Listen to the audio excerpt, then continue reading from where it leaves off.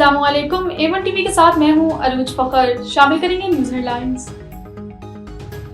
Smoke का जोर कम, लाहौर और मुल्तान में तालीमी अदारे खुल गए। मास्क पहनना लाजमी, बैरूनी सरगर्मियों पर मुकम्मल पाबंदी। जुमेरात से भारतीय हवाओं का रुख पाकिस्तान की जानिब होगा।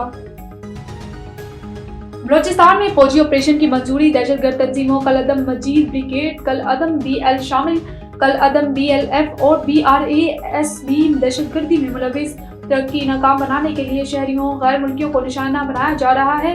सियासी अस्करी क़यादत का इत्तेहाद पसंदी को सख्ती से कुचलने का फैसला।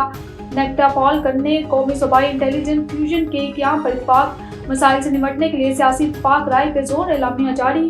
इजलास में आर्मी चीफ, चारों वज़राए आला की शिरकत।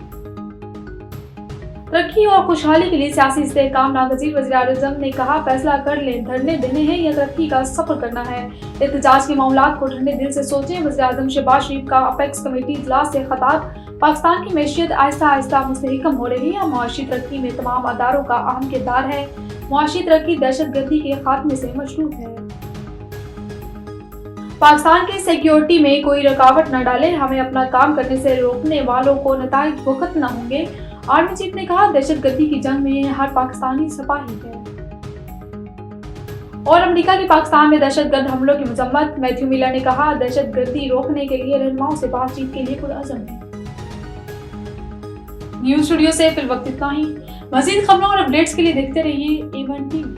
A1 टीवी, सब पे नजर, अंदर की खबर।